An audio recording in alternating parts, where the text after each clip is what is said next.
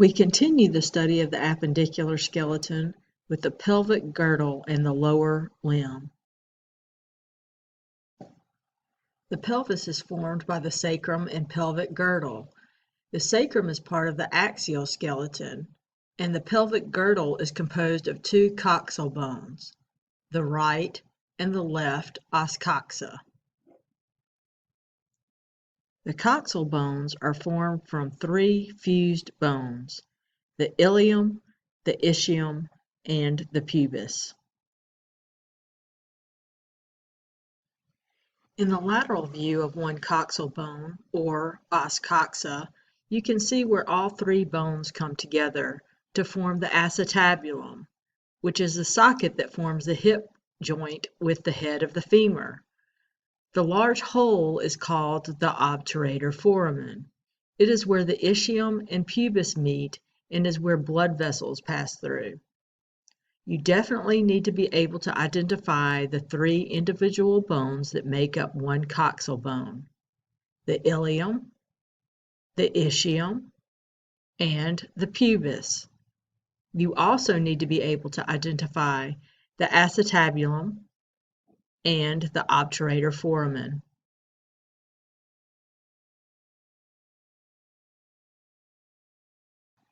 Let's look more closely at the three bones of the pelvic girdle and their features. The ilium is the largest of the three bones. Its main portion is called the body, and its superior wing is called the ala. The ridge of the ala is called the iliac crest, which you should be able to identify.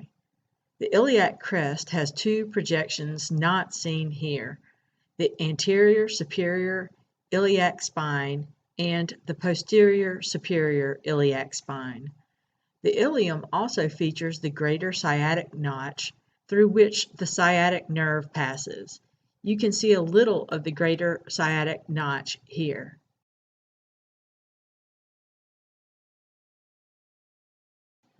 The ischium makes up the posterior inferior pelvis. Here you can see the ischial spine in both the lateral and medial views.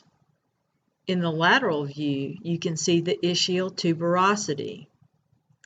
Also, in both the lateral and the medial views, you can see the superior and inferior ischial rami, which articulate with the pubis. The pelvis anterior portion is formed by the pubis or pubic bone.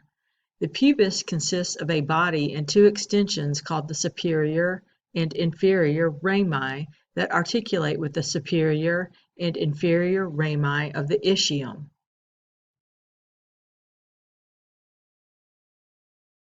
The bodies of the two pubic bones meet at a fibrocartilage pad called the pubic symphysis, which we will discuss when we talk about articulations.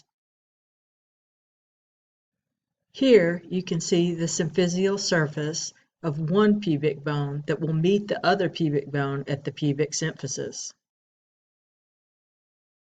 The lower limb consists of the thigh, the patella, the leg, the ankle, and the foot. The thigh contains only a single bone, the large, heavy femur.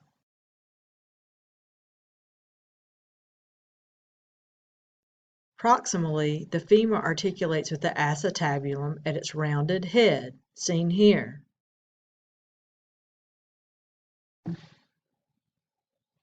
Just distal to the head is the neck, which you can see in this image. Where the femoral neck meets the femoral shaft, there are two large prominences: the anterolateral greater trochanter, seen here, and the posteriomedial lesser trochanter, seen here.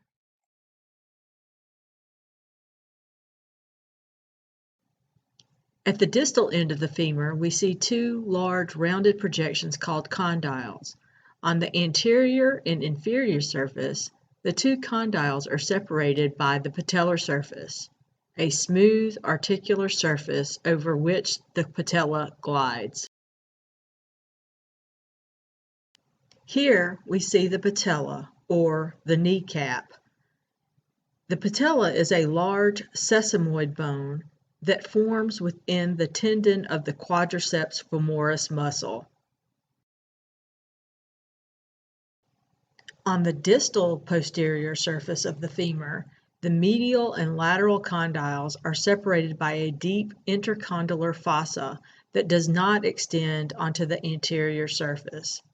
This deep intercondylar fossa will help you to orient the bone and determine whether it is left or right.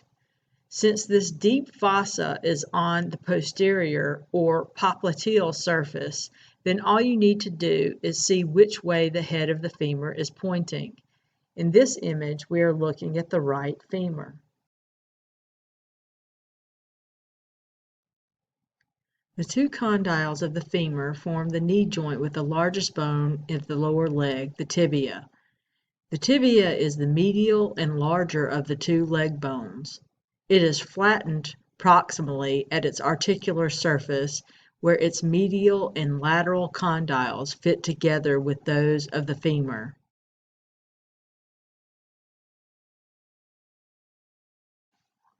Just distal to the condyles on the tibia's anterior surface is a rough projection called the tibial tuberosity. Along the anterior tibial diaphysis is a sharpened ridge known as the anterior crest, which we commonly call the shin. At the tibia's terminal end is a projection, the medial malleolus, which you may know as your inner or medial ankle bone. The other bone of the lower leg is the thin lateral fibula. The proximal fibular end is called the head. At the distal end of the fibula is the lateral malleolus, or your outer ankle bone. The tibia and fibula articulate with one another at the proximal and distal tibiofibular joints. We will specifically discuss the distal tibiofibular joint when we discuss articulations. The ankle is composed of 7 short bones called tarsals.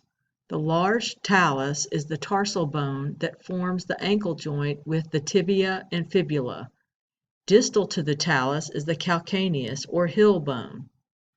Starting with the talus, the tarsals are the talus, calcaneus, navicular, medial cuneiform, intermediate cuneiform, lateral cuneiform, and cuboid.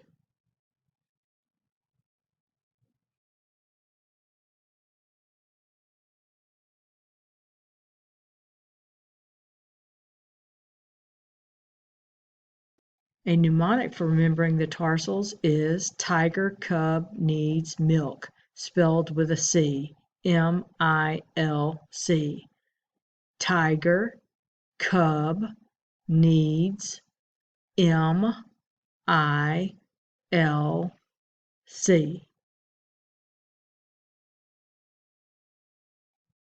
The tarsals articulate with the 5 long bones of the foot called metatarsals.